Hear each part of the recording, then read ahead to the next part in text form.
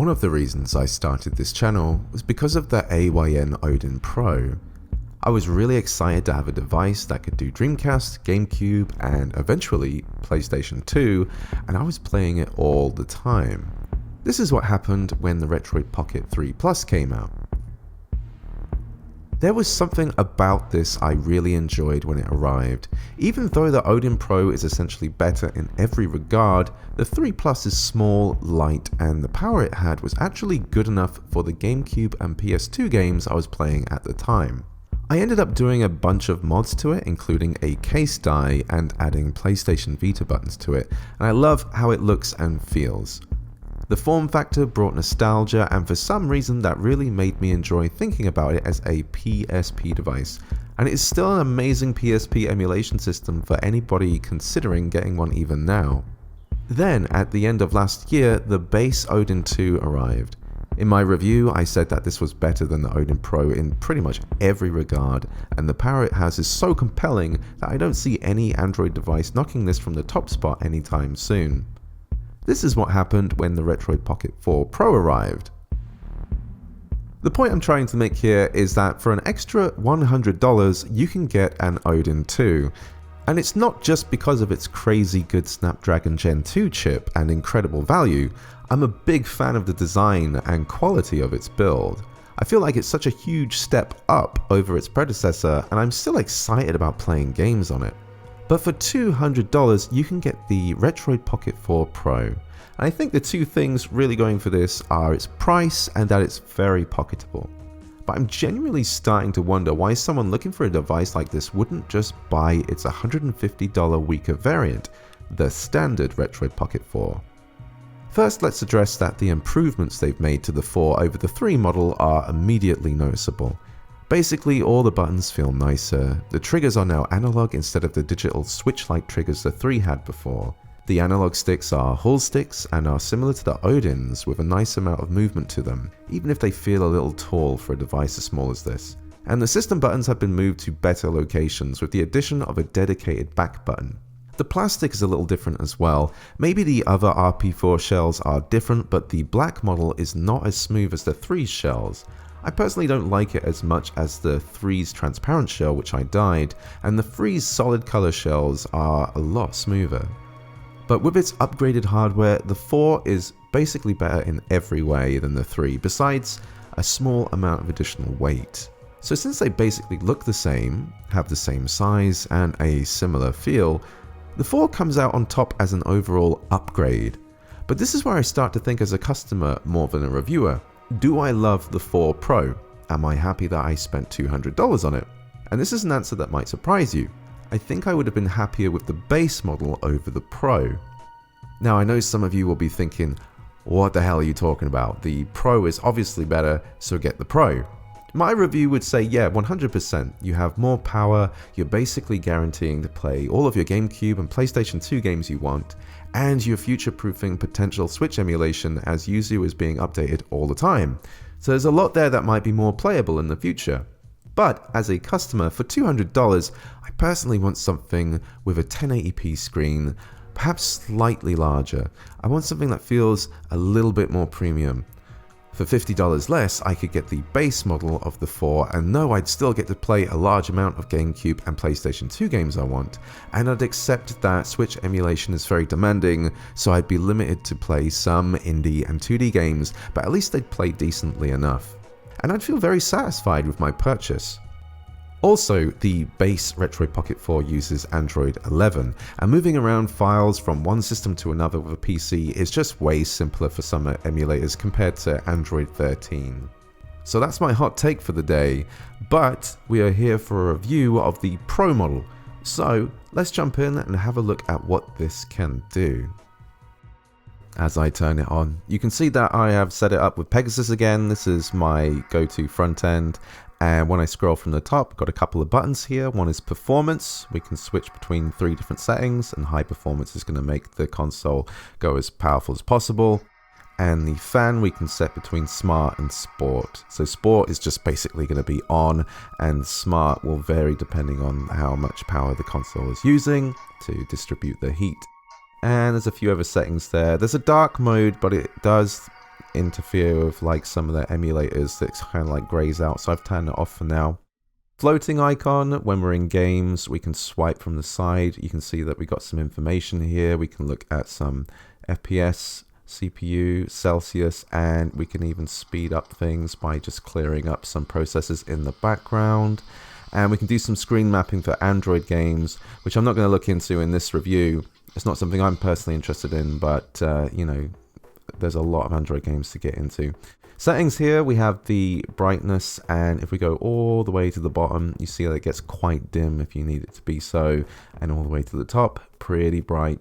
And I have to set it down a bit for the video, otherwise it's going to glare and look ugly.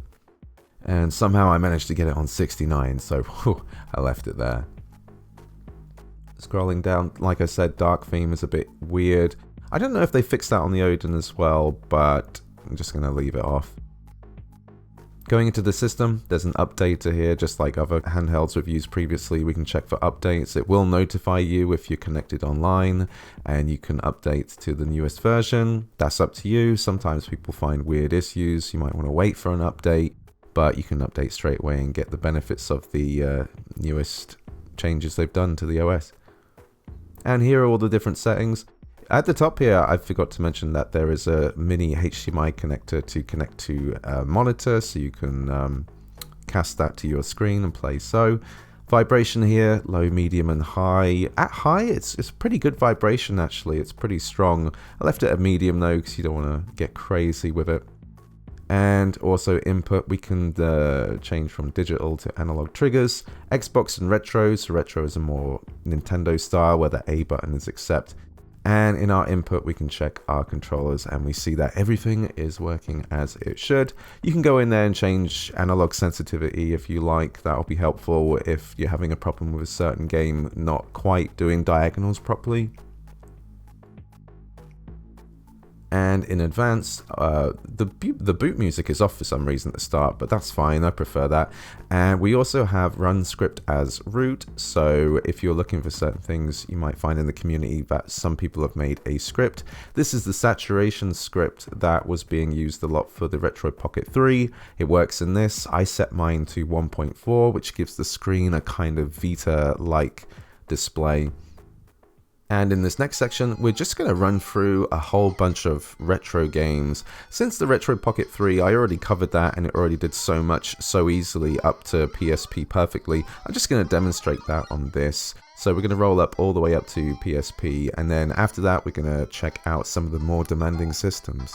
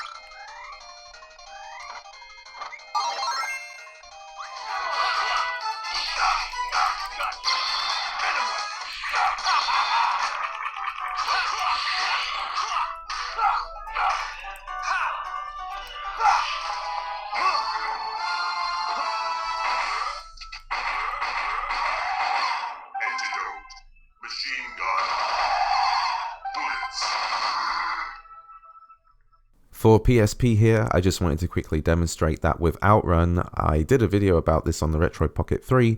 If you go down to System and then go down to the clock speed here, and if you change it to 333, this is how you get Outrun to perform perfectly at 60 frames the entire time.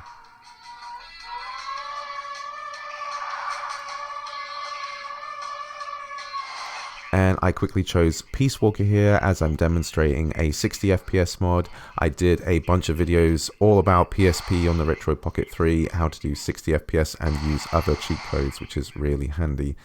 And just a quick look at Vita 3K here. I'm not going to look in some of the main games as, you know, it's still a work in progress system and I'm not huge into Vita emulation, but there's a couple of cool things you can do, and one of them are like ports and homebrews. This is a port of Zelda 3 that utilizes widescreen, and this is the Streets of Rage remake, which also uses widescreen, but unfortunately until you can remap buttons on Vita 3K you have to use the analog stick for now. But these are really cool to have, so I always make sure I have them when I have Vita 3K installed.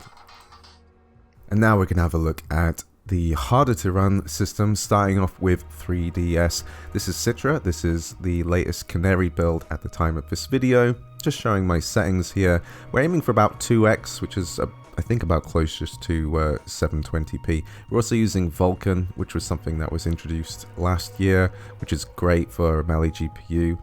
And all these games I'm testing, what I tried to do with the 3DS is not pre-test them as much. So I want to show you that they're doing their caching or whatever they need to do as they build shaders. So this is the first time I'm running through this area in Majora's Mask. This is a save file I've used a bunch of times. I basically just roll to the open world, check it out, and then check out the town. And for the most part, this is handling it very well. It's very stable and smooth, but there's a couple of times where I think it's trying to do some caching. We'll see in a moment where I get into the open world and I roll into this big monster. It's something I just do now, and it like freezes for a good moment. Hopefully, as you play the game, this should happen less and less as you know, as you fight different monsters or the same ones. It won't have to do what it's doing. Yeah, you see here it's frozen up pretty hard, but I think if you go attack him again later, you'll be absolutely fine.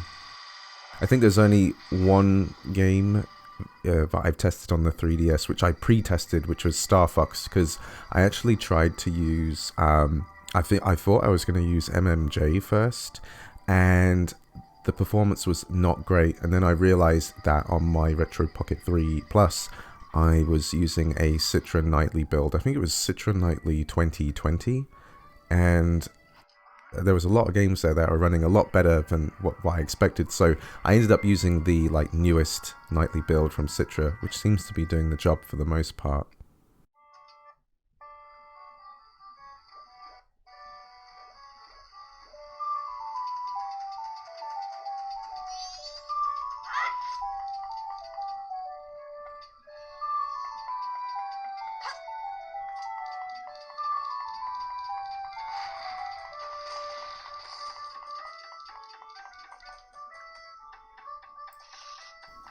So yeah, I wanted to mention that the game was running decently on the Retroid Pocket 3 Plus as well. It's just that with a weaker system, the caching and stuff was a real problem, so it would slow down like a lot, whereas better systems would handle that no problem. And I thought I might as well check out Ocarina of Time. I think this one runs a bit better. Just had a little fiddle here, using a save file from my 3DS, running over to Kakariko Town. Seemed to run just fine.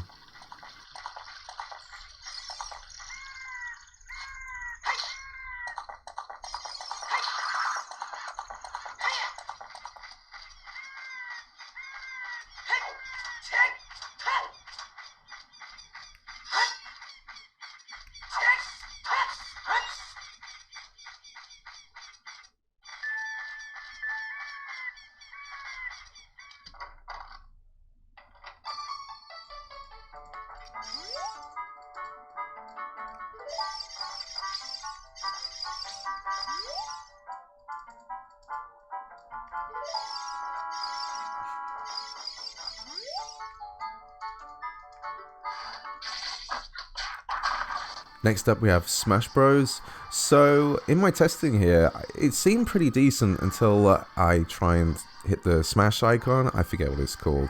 And at that point, something happens and it just starts to slow down a lot. But besides that, I didn't see anything else that actually made the game any slower. Even the little Nintendo I quickly showed at the end, because it just jumps out of nowhere and it's like a completely new model. So I just wanted to show that besides this, it seems to be handling Smash Bros pretty well.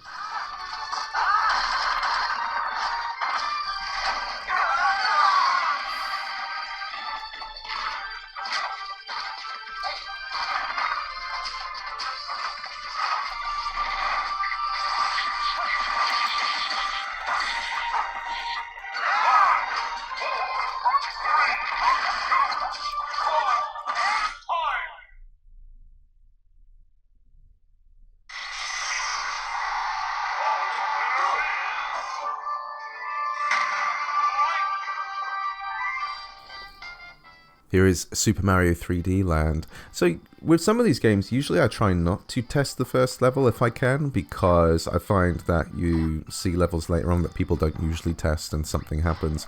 I've tested 3D Land out a lot. I'm pretty damn sure this is going to run great, but I figured, like, I've not done the first level, I'll see how the caching goes and if it plays smoothly, and for the most part it pretty much did. And don't forget, this is at a 2x resolution. I don't think you really need to go down to 1x of any game. If there's any kind of slowdown, it probably is from the caching, and to be honest, you can't really help that. It's just a better system. Like the Odin 2 would not have this problem because it just has a better chipset. It just deals with this a lot easier. So if you find that a game is like caching a lot, it's just something you have to deal with, I guess. But for the most part, 3DS is handling really well on the Retroid Pocket 4 Pro.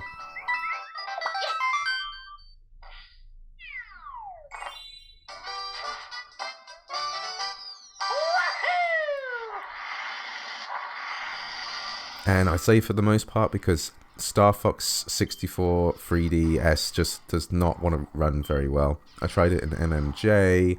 I can't remember if I tried it in something else, but it seems to run best in the newest Canary build of Citra. It's like, so not quite full speed. I don't know if updates to that emulator is going to solve this problem or if it just needs a bit more power. But Star Fox has always been a pretty hard to run game, so I would have to unfortunately say this one is not very playable.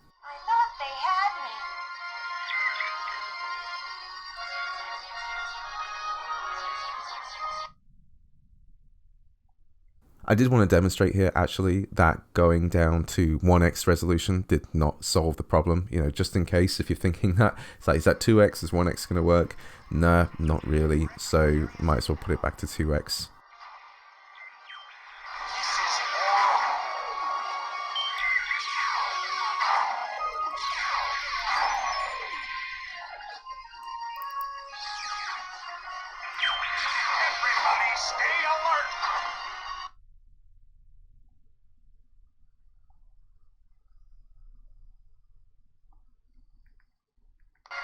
I don't know why I don't use the D-pad and stuff when I change those values. I might as well. I don't know. It's just sort of like all the testing I did back in the old days, the Odin.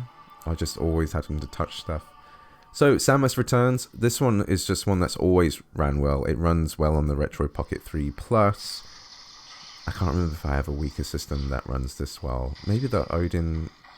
No, the Odin Pro is better for the 3 Plus. Yeah, it runs great.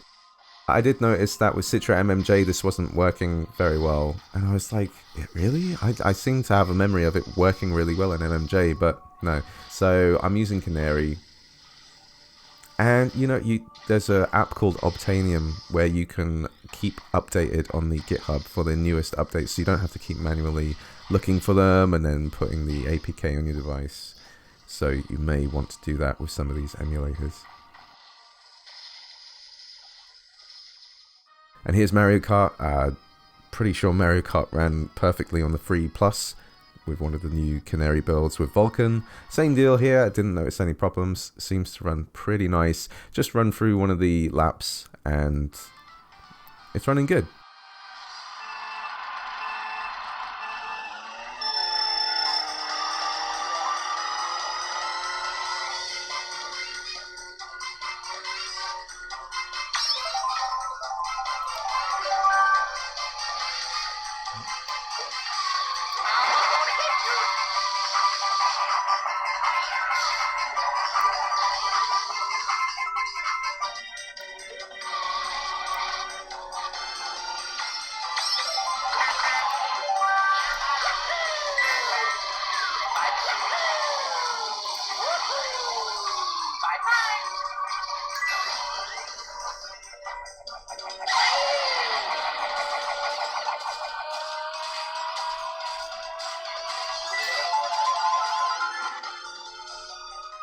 Moving on to Gamecube, this is an interesting one, as when I ordered this device, I assumed that I would probably be using Dolphin MMJR because that's what I did with the Odin Pro, and I was thinking, so similar kind of power, maybe I should stick to a fork.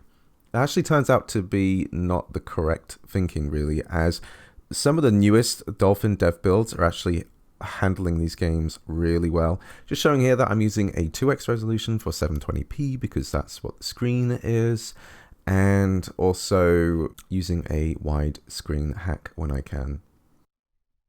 So yeah, if anything, this video will show that I did a good amount of testing in Dolphin MMJR, and a lot of these games are running really well.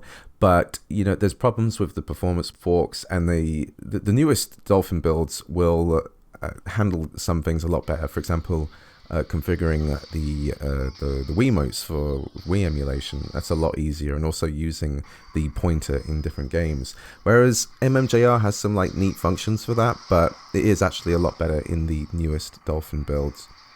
So we've got F-Zero GX here, and this was, I always try and test this track in a Grand Prix. You got so much going on, loads of cars, and it was just sticking to 60 FPS the whole time. So F-Zero GX 720p, 60 FPS, very, very smooth, very, very nice.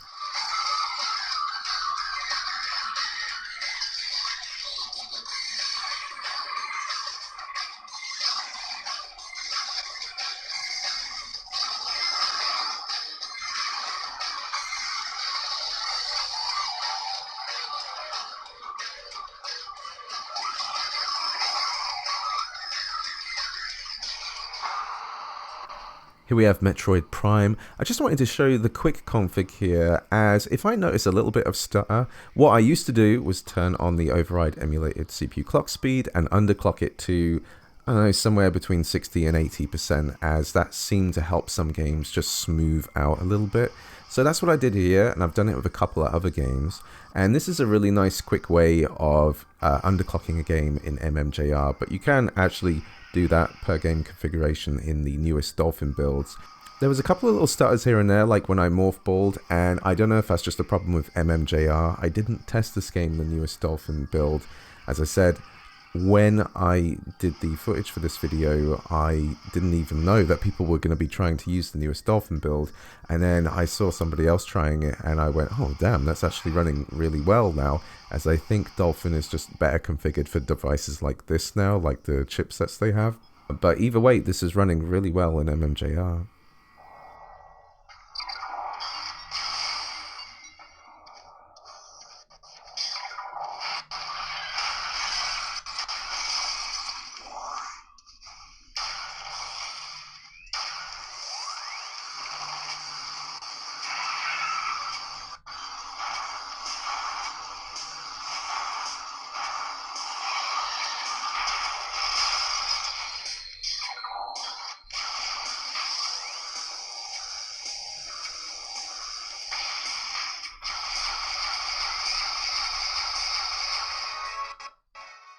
Here we have Paper Mario Thousand Year Door.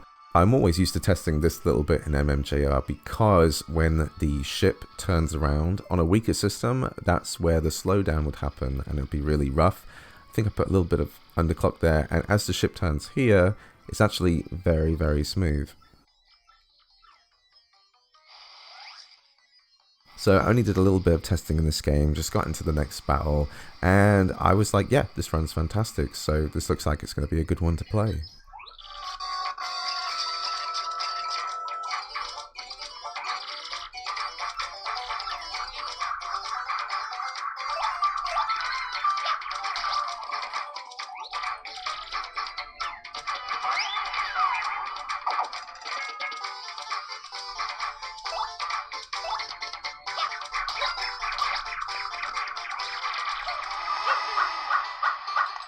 Here we have Super Mario Sunshine. So I was like, I'm in an R-ing because I couldn't quite get 60 FPS to work for some reason on this game. It's a cheat code.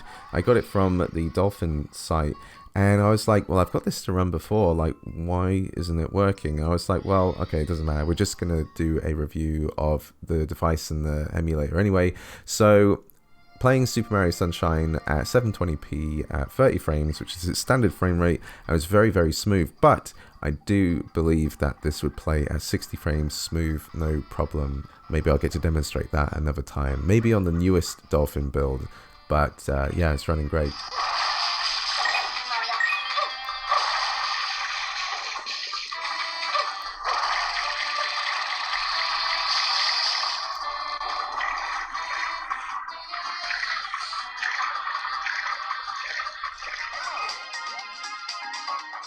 Here we have Monkey Ball, so I sometimes just like to roll around and see if there's any problems just flying around in the Monkey Target. Monkey Target is one of the greatest mini games ever made. Absolutely. I end up having a really bad time in Super Monkey Ball. I was like, okay, I'm going to test this. Maybe I'll get a high score. It's like, nah, the game absolutely ruined me. And there's a portion later on where I'm playing the single player. I get to level 2, and in level 2 there's like 2 exits and a shortcut, and I only try to do the original exit, which is a really simple one to do, but for some reason I find it really difficult to play Monkey Ball with this stick, or these sticks. I don't know if it's a thing where I need to adjust the sensitivity in the settings so that it's less sensitive, or if maybe like the position of the stick makes it harder for me to kind of like figure out how to like move forward easily. But you'll see me just trying to lightly tap just to try and get him across, and I just start losing my stuff here. And I had to go through it, so now I'm gonna make you go through it.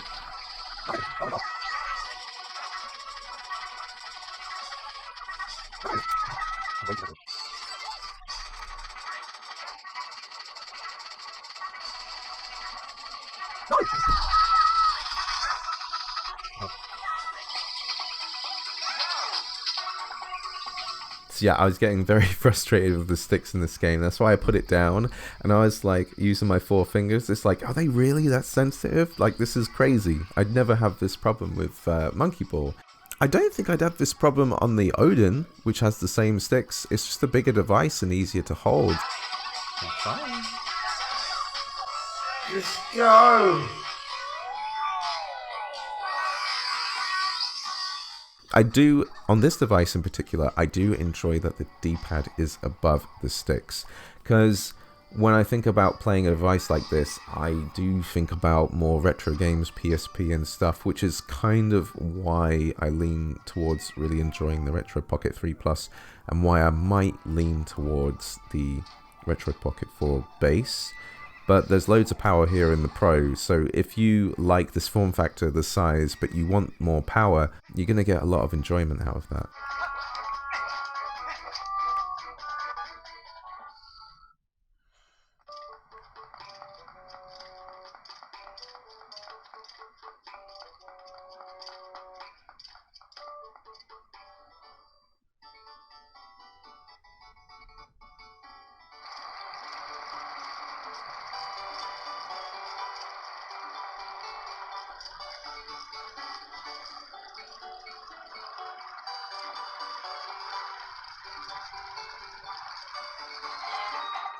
Moving on to Wii now, we're using Dolphin MMJR still, and I've set all the Wii controls in there. So I'm using my right stick as the IR pointer. I'm finding it very easy to like grab all the fruit and the stars.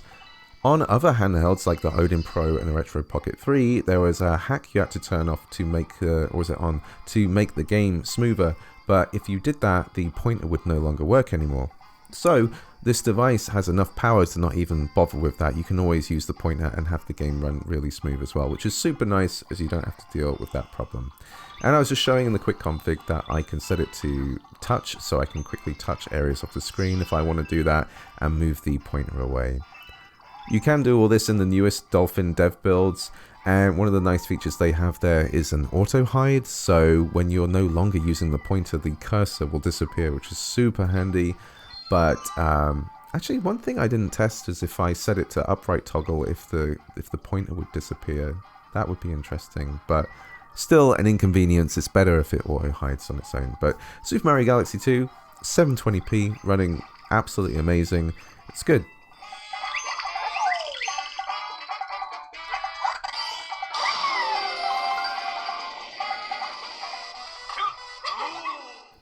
Now trying a beat 'em up on the Wii. This is Tatsunoko vs Capcom. I remember on the 3 that this had some problems here and there when some big moves happened.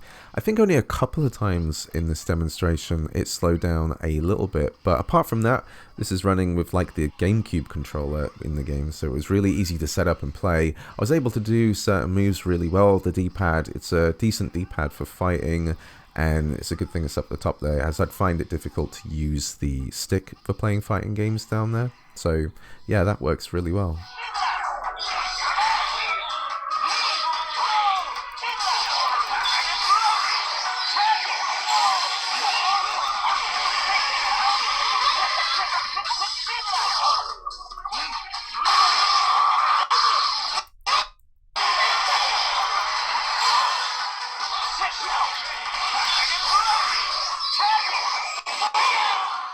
And I figured I'd show one of the other bigger games on the Wii, which is Xenoblade Chronicles. I didn't have a problem with this. It seemed to run really well. I had a couple of save states, one in this town and one battling from the intro. And you can see here that I just decided to add a little underclock just to see if it smoothed out just a little bit more, so I didn't have to deal with any problems. But my little test of this ran great. So that pretty much wraps up Wii and Gamecube, and everything I tested seemed to run really well. It's up to you if you choose Dolphin MMJR or if you choose the newest Dolphin dev build, but I would probably advise to stick with Dolphin, the dev build that is, because they're going to keep updating it, so it's going to get better and better over time, whereas MMJR has been not touched for a really long time. So, you know, if you ever run into problems with that emulator, then it's never going to get fixed. So yeah, stick with the newer Dolphin builds.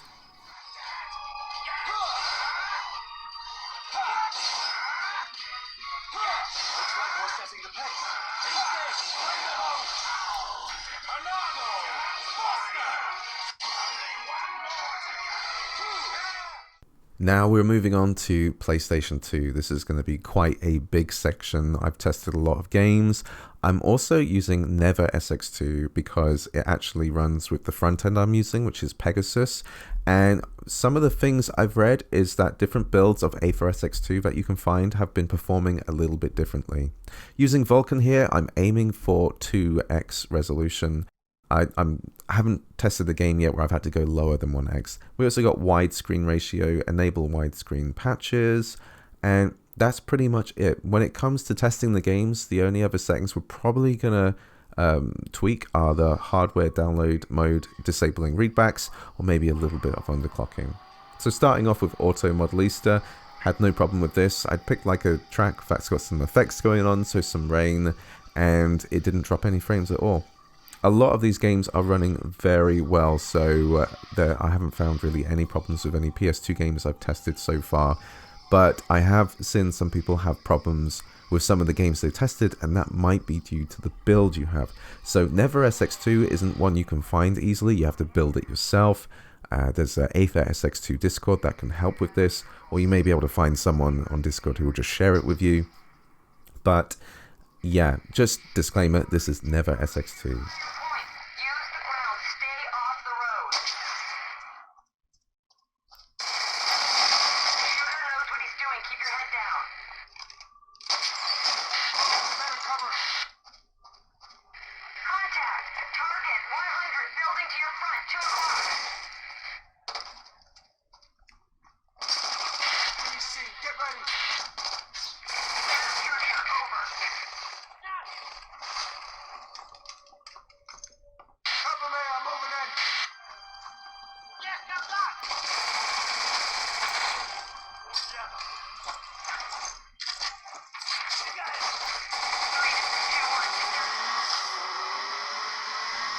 Here we have Burnout 3. I always find at the start of this track is where I'm going to find out if this game has problems, and I didn't have to do any tweaking for this, so it ran at 2x absolutely perfectly. There is a PNAC code, I'm probably always saying that wrong, but that's just how I say it, where you can like turn off one of the effects in the game that it's like a blur effect, and it makes the game run so much smoother. So if you run into this problem later on in the game, I actually have a video on the Retroid Pocket 3 Plus about these cheat codes, peanut codes that I use for better performance. So you can, for example, get this code for Burnout 3 and you'd be able to run this game at like 4x on this device, no problem. It'd be really good. But if you want to be a purist and have these effects, it seems like Burnout 3 is running very well at 2x.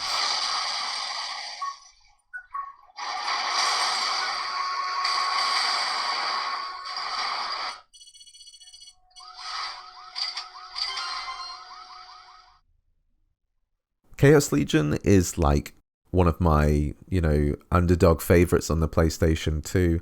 I'm just showing here, this is the first game where I've had to go down to hardware download mode and change it to disable readbacks. This is a setting that with some games is just gonna, it's like a little cheat code, it just makes it perform smoother. But you'll see here, there's a couple of moments where I do an attack there where the screen looks really odd for some reason. Like a weird color effect. And it's the first time I've seen it do this, and I don't know if it's something to do with the device or if it's to do with Never SX2. But when I've got this game running smooth before on different systems with hardware download mode disabled, I haven't seen that effect before. So yeah, I'm kind of puzzled by that. But this game is running flawlessly. It's a pretty fun game. If you're looking for something with some action and something a bit different, it's a slow burn, but once you get into it, it's very addictive.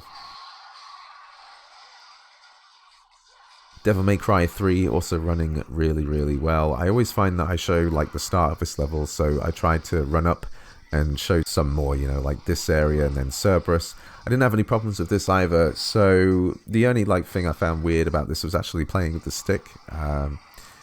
But actually one thing you can do when you're setting up your controller profiles, and this is something I did with some games on the Retroid Pocket 3, is I just swapped the D-pad and stick, so I was using the D-pad as an analog stick, and depending on the game that can run absolutely fine.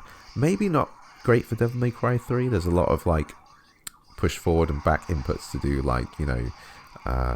flying up into the air and slamming down Stinger.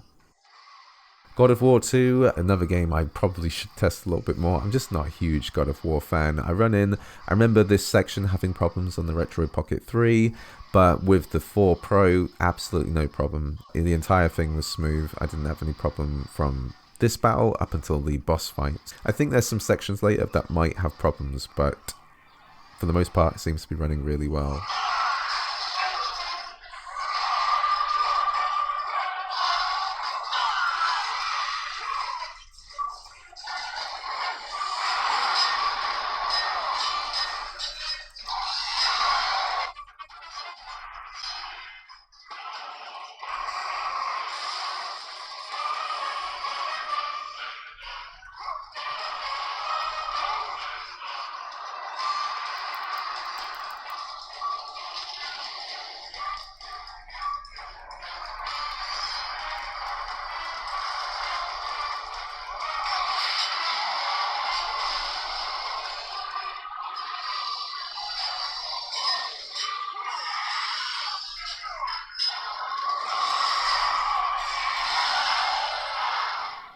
Here is Gran Turismo 4. So what we've done here, I've seen some different things here that people have tested. I'm using a 50% underclock with the cycle rate, and I've also, in the graphics settings, set hardware download to disable readbacks.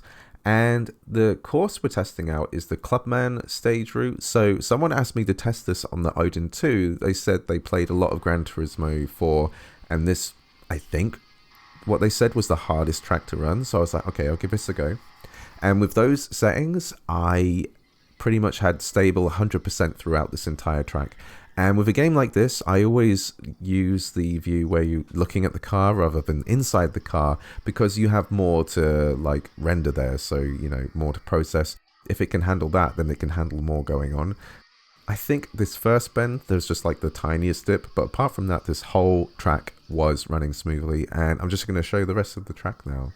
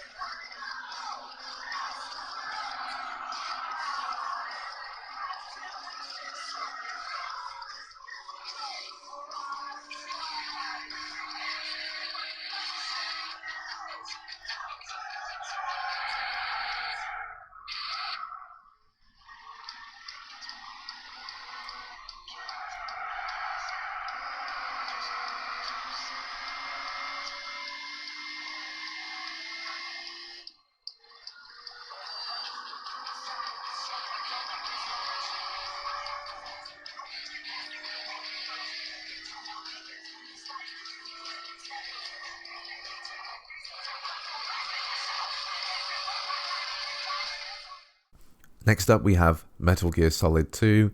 So this is something I test immediately. I have a save state around this holding dock with all these guards, and this is where I always find that it gets really bad. So for me, if it can handle this, it'll handle it really well. There's a little bit of slowdown there going up the ladder, but as I come back down it seems fine. And that's really the only slowdown I've found with this game. It's actually pretty damn awesome to have a console of this size emulating Metal Gear Solid 2 like to near perfection. The Odin 2 runs it like marvelously, especially with HT textures. Everything I tested here of Metal Gear Solid 2 was great, so yeah, definitely this is going to be playable.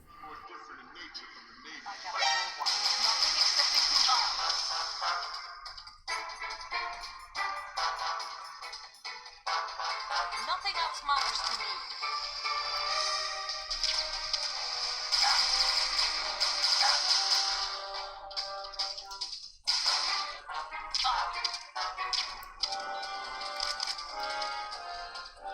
Whoever you are, you're not stopping us.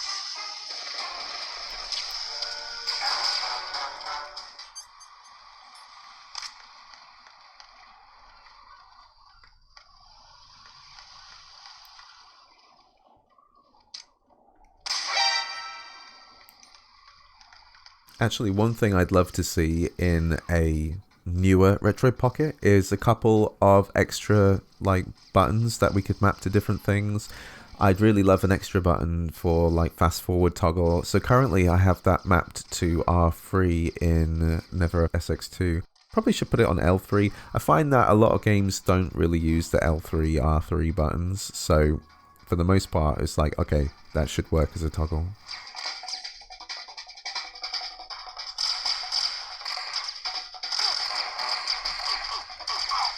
And Metal Gear Solid 3 also runs extremely well, but for some reason I couldn't get the 60 FPS cheat code to work, which is something I really wanted to test. Seems to be a trend in this video. I can't seem to get 60 FPS working, although it did work on black, and it couldn't handle that. So, you know, it's probably a line I should draw and say that's probably not going to work. But what I do here when I test Metal Gear Solid 3 is I rile up the guards, I get on the roof, and I get them to chuck grenades, because I'm going to find out very quickly if the game can handle like all that intensity. So you'll see that with like one grenade it's fine, but as soon as like a whole bunch of grenades go off, it just dips there. And to me that says, you know what, I think this game is going to run really well. You shouldn't have to deal with this kind of problem all the time.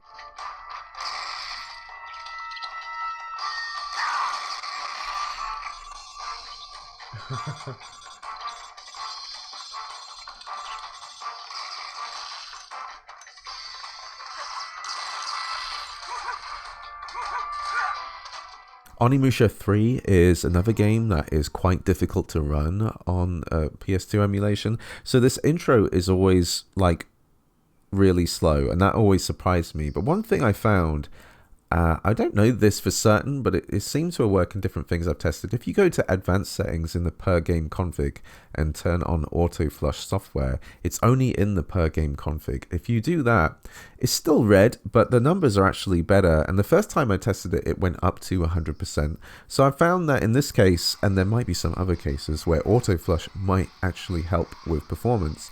And what I tested here with Onimusha 3 is just working really well. Every fight I got into just ran at 100% speed.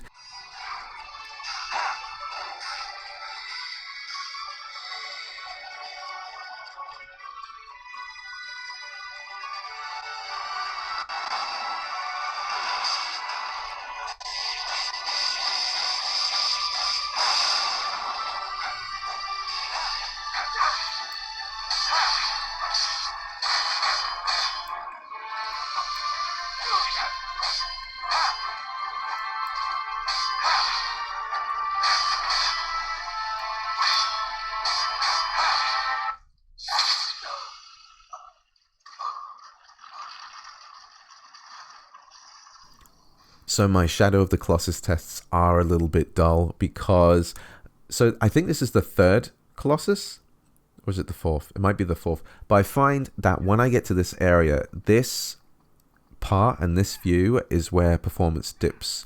And it's like compared to other parts of the game, this is where I find it's a really good spot to test. and I got into the game and it was running really well, and I was like, great. So there is a performance patch you can use on this game if you really need to, and it works on the Retroid Pocket 3. I can't remember what it gets rid of to make the game run better, but I run up to this Colossus and there wasn't really any slowdown at all. It seemed to be great for the most part, so I think this one's going to be playable as well. I'd love to show some other Colossus, but it really, like, the approach to this Colossus slows down like so much on weaker systems, so I wanted to just demonstrate here. If it can handle that, I think it can handle what's going to happen later on.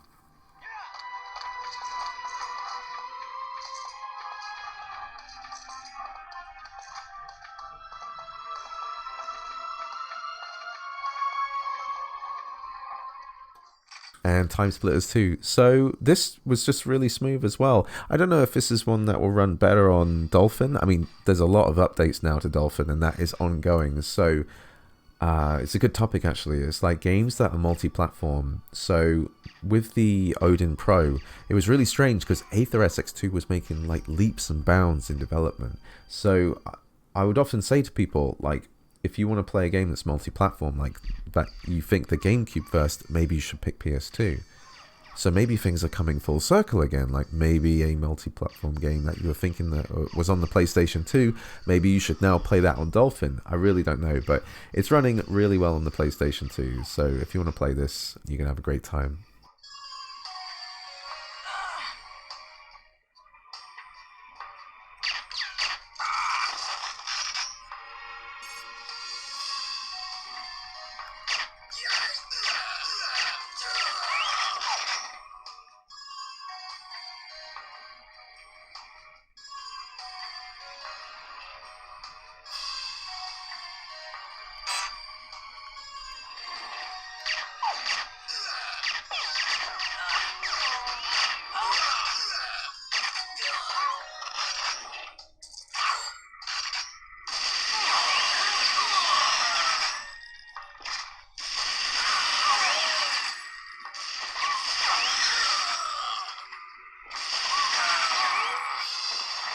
The last game we're going to have a look at on PlayStation 2 is Zone of the Enders 2.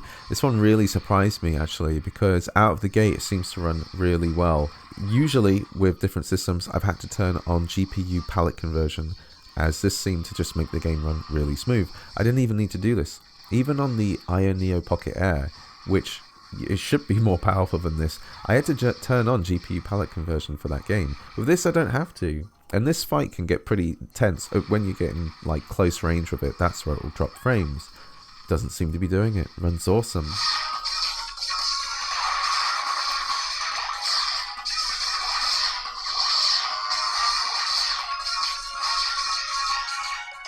And lastly, we're going to have a look at Nintendo Switch. So this one's going to be a big one, as I know people are going to be really curious if the Retroid Pocket 4 Pro can do this. Just showing that I'm using build 216 here for Yuzu. I'm going to change that later. This one's a bit of a weird one for me, but first let's have a look at the settings. They're all pretty much the standard ones. Graphics, resolution is one we're going to be playing around with later on, down to 0.75 and some 0.5x. It's actually kind of hard to tell the difference, the games that do run well. VSync I actually turn on later as well, but over here we're going to make sure that we have disk shader cache on and use asynchronous shaders. Force maximum clocks is for Adreno, and this has a Mali GPU, so you don't need to have it on. You can turn it on if you want, but we're going to leave it on, but I'll probably turn it off later. And everything else is pretty much set to default as it comes with Vulkan and the CPU backend native code execution, which is something fairly new and introduced into some of the Odin 2's life cycle, and games, a lot of games saw like a dramatic increase in performance, so that's been really cool. And that bodes well for some games on the Retroid Pocket 4 Pro doing Nintendo Switch emulation.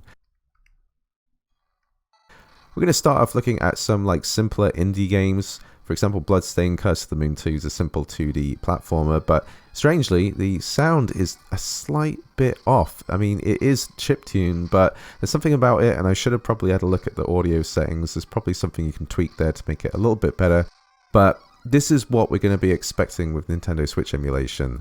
Some things you think might work, might not work as well as it does, and some things you think won't work are going to run a lot better than you think. It's sort of up and down, but obviously like some of those bigger titles like Zelda or Metroid Prime, those most likely won't work. I haven't even thought about testing them. What I did is I took a whole bunch of indies I thought that maybe would work well on the Retroid Pocket 4 Pro, like Celeste here, and then I took some that I thought might be some maybes, and there are some other games I've seen in some other videos, for example like Mario Kart 8, that seems to be like up and down and then it will just crash, so I kind of thought, right, I did test it, but I thought, nah, I'm not going to do that for this video. Celeste is running perfectly, Cuphead is running pretty decently. So the first time you run it up and load up a level, it does seem to like jerk around a bit, but give it like 10-20 seconds, it actually starts to play really well. And I got through like the whole of the first level without any hiccups. I was able, and you know, this is a very like twitchy kind of game, you know, you have to react fast, do little movements, and I had no problem playing it like this. So Cuphead is running very well.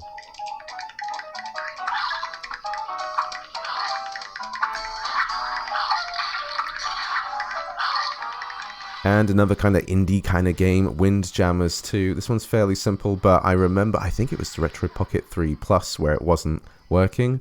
Some other games like that are really strange, where, for example, you would think the Teenage Mutant Ninja Turtles game would run on this. It doesn't. I checked both Yuzu and Skyline, and it just wouldn't work on either of those emulators. So I thought Teenage Mutant Ninja Turtles would, but it doesn't. And this is a big indie title, Hollow Knight. I feel like I heard some people say this had some lag, but that might have been on an earlier build. So we're still on build 216. We're going to change that later for one of the Sonic games. But my experience of playing Hollow Knight here was pretty smooth. I just kind of like kept going and falling all the way down. And yeah, I think this is going to play well.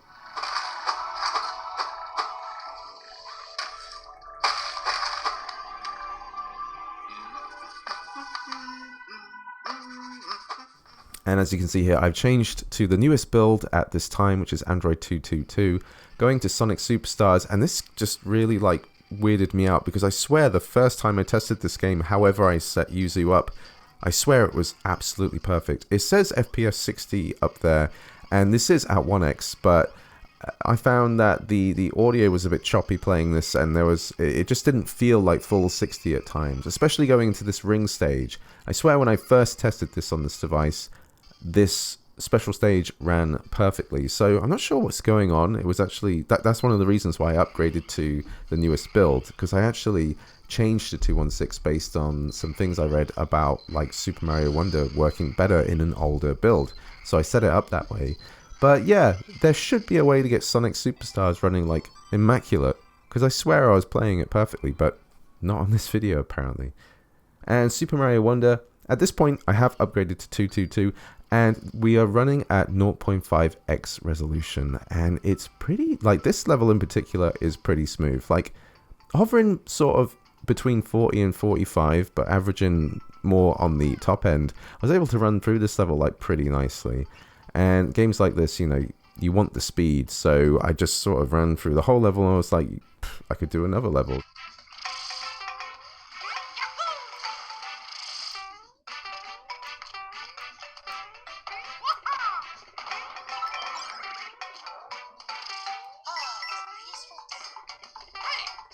Super Mario 3D World is something that surprised me. So the actual game Super Mario 3D World, it kind of like averages between like, say like 45 FPS. It's not perfect, and I wouldn't say that's like completely playable, but I was able to get through like the first and second level without like much issues. So, but the thing is, I wouldn't want to play a game like this, like the whole game at like 45 frames. So fingers crossed that future updates to Yuzu is going to make this one more playable. But this is a good example of like, what if this is like the top end of the Retroid Pocket 4 Pro? What if no more updates can make Nintendo Switch emulation better on this device? And that's kind of like the expectation I think people should have, is that you shouldn't get this device and expect it to do Nintendo Switch. But then here you got Bowser's Fury, the other part of Super Mario 3D World, and it's like pretty stable 30 frames. So we're running in handheld mode because docked mode is a higher resolution, meaning it's probably going to run worse, even though there are some games that might run better in docked mode. And so in handheld mode, Bowser's Fury is at 30 frames, and we're kind of hitting that the whole time. I'm just running through this world, and then I travel to the next bit, and no problem, it just seemed really playable, and that really shocked me. And the footage I saw of other people doing this kind of shocked me too. I was like, I got to test this for myself. It's like, yeah, it runs great. That's really cool.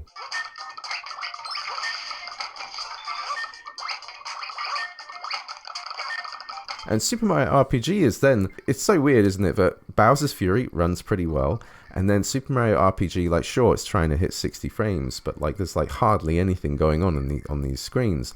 But then it's a bit choppy. It's not 100% speed. So maybe this is one of those games where some more updates is going to improve the experience. But again, you know, it's a waiting game. We have to see what these emulators are going to do in the future.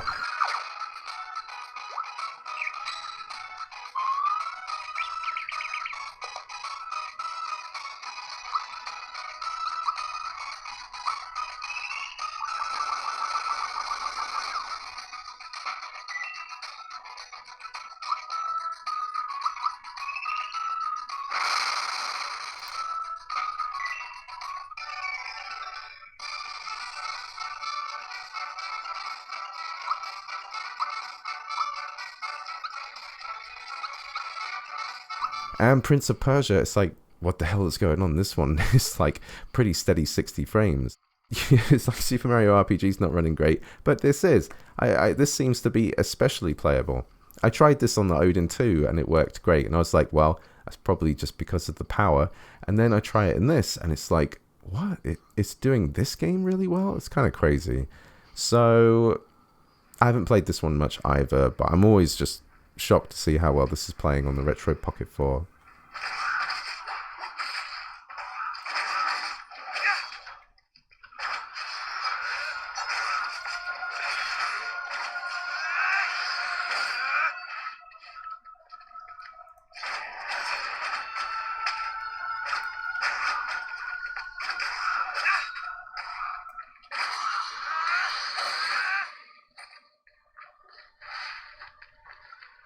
And the last game we're going to show is Metroid Dread, but we're going to switch it up and go over to Skyline. This should be the latest version, which is Skyline Edge 69. 69, again, that's twice in my video. So, just going to scroll down through the settings here. Hardly anything has been tweaked, but yeah, this is one of the cases where in Yuzu, Metroid Dread is pretty choppy and it's not very playable. However, playing it in Skyline, it's, I don't want to say almost perfect. There are some people that said it plays perfectly, but it runs really well, and it's enough to say it's playable. Like, I think the audio is just like a tad bit choppy. I don't know if it's something I should play around with. I'm kind of like feeling a bit cursed that I couldn't get Sonic Superstars running as well as I thought I had it the first time, and then this game, but it's running damn well, and it's like having the ability to play Metroid Dread on this $200 console is pretty amazing. And already from Nintendo Switch, what I've shown is like a huge wealth of Nintendo Switch games that are Metroidvanias, and that's a good opportunity for me to mention Grime, which is a game I did the soundtrack for, just recently came out on Nintendo Switch. It was on January 25th. Really good Metroidvania. I'm not just saying that, it's like a 2.5D Dark Souls / Metroidvania game, and so much content. It's a massive game. Definitely check it out. I'm hoping to do a video on that soon, actually. So that's Metroid Dread, and it's running pretty damn well.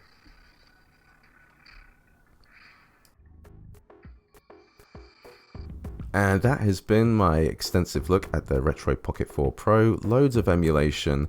It's a really powerful device, and the fact that you can do loads of Gamecube and PS2 like perfectly at like 720p, that's awesome. And it's such a cool device to slip into your pocket. At the $200 range, I think my personal choice would probably to get the base model, and I wish I could get like a review unit to test that. I'm not going to buy it myself, but I'd love to see how good that is in comparison to this, because some people might want to save that $50, but I know there's a lot of handheld enthusiasts that want the power and want to push things to the edge, so that's where the Pro comes in.